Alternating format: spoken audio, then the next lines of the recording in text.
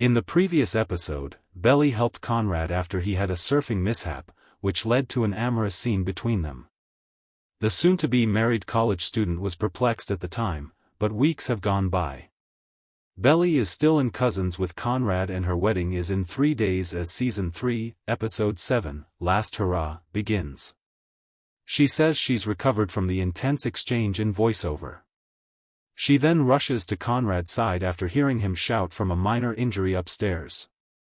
He's well, but she notices his leg scar. They make tight eye contact before Belly leaves again, telling her ex that her fiancé will be there shortly. Steven shows increasing interest in Denise at work and offers to take her to the wedding. There is undoubtedly some flirting going on, but she looks more enthralled with their covert video game endeavor.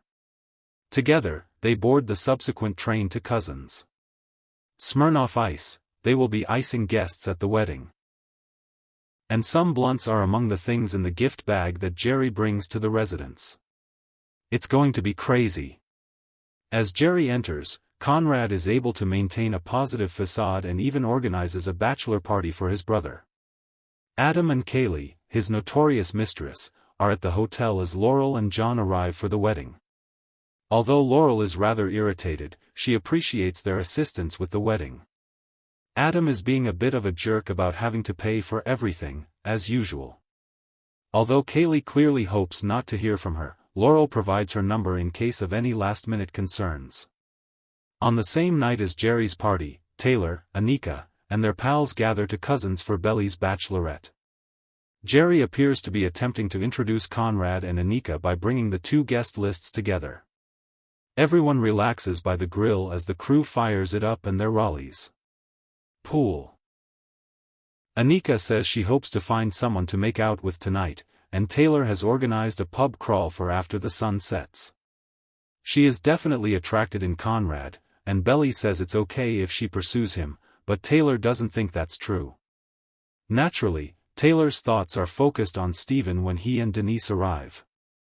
Taylor tries to pretend that she is merely friends with the love of her life when Steven introduces them.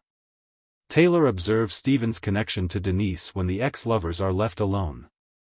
Although he has legitimate worries, Taylor maintains that they are merely friends and that she is on his side. "Don't do me dirty," he continues, adding that he trusts her.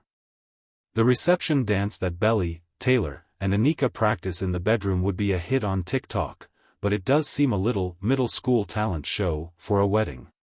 Belly still finds the choreography difficult.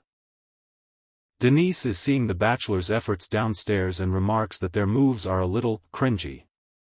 But over time, their macho charm, especially Steven's, wins her over. In a conversation with Conrad, Jerry claims that Belly and Job are the main reasons he has given up smoking marijuana.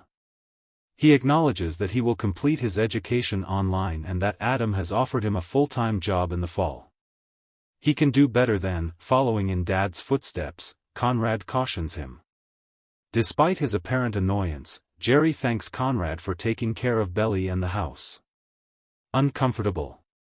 After the bachelors, the bride, irritated by the sloppy antics, is tidying up her cherished house.